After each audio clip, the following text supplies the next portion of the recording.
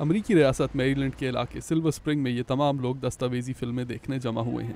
ان میں سے بہت سے لوگ تو وہ آرٹ فلمیں دیکھنے آئے ہیں جن کا کوئی سیاسی یا سماجی پیغام ہے۔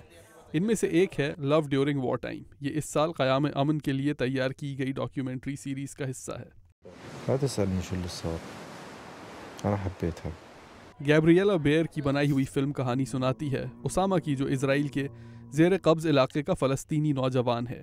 اس کی شادی ایک اسرائیلی یہودی لڑکی جاسمن سے ہوتی ہے، مگر حالات کی وجہ سے یہ ساتھ نہیں رہ سکتے۔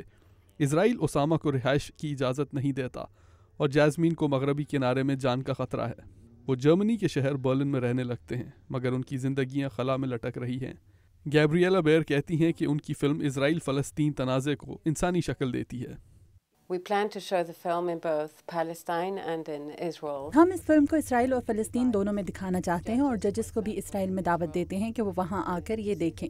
قانون پر چلنا تو ایک بات ہے، مگر لوگوں کو معلوم ہونا چاہیے کہ عوام کن حالات سے گزر رہے ہیں۔ I don't know, but if you see what people are really going through, hopefully it would help them. Film دیکھنے والے اس سے متفق ہیں۔ I think that small human stories like this میرے خیال میں اس قسم کی کہانیاں لوگوں کو قریب لانے میں سیاسی فیصلوں سے زیادہ کامیاب رہتی ہیں۔ big policy discussions It's very moving.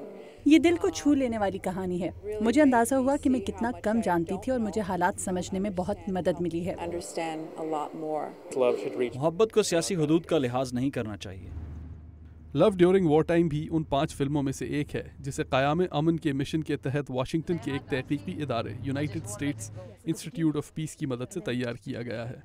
Tera سوننشائن اس کی نائب صدر ہیں۔ The Institute of Peace believes in a whole of institute of peace ایک ایسے نظریے میں یقین رکھتا ہے کہ معاشرے کے ہر انسان میں امن قائم کرنے کی صلاحیت ہوتی ہے۔ 2006 Human Rights Watch in Chad, tape number 3.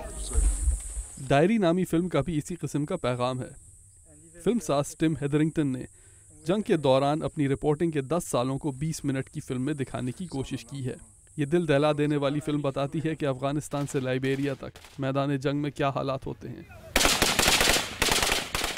ٹم ہیدرنگٹن 2 ماہ پہلے لیبیا کی صورتحال کی کوریج کے دوران ہلاک ہو گئے تھے۔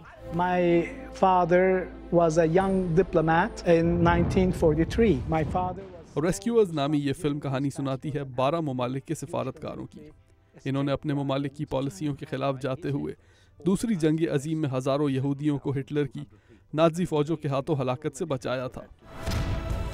اس کی سزا میں ان ممالک نے انہیں ان کے عہدوں سے برخاست کر دیا۔ مائیکل کنگ کی فلم یہ بتاتی ہے کہ دنیا سے ابھی تک نسل کشی اور بڑے پیمانے پر لوگوں کے قتل عام کا خاتمہ نہیں ہوا ہے۔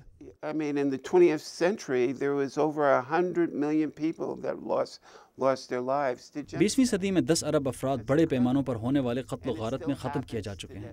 ہمارے پاس آج لیبیا موجود ہے، وہاں ہزاروں افراد بے گھر ہیں۔ اس کے علاوہ سوڈان اور مصر وغیرہ، ان کی مدد کے لیے کوئی کیوں نہیں اٹھتا؟ Kigali has been the center of the fiercest fighting in the civil war.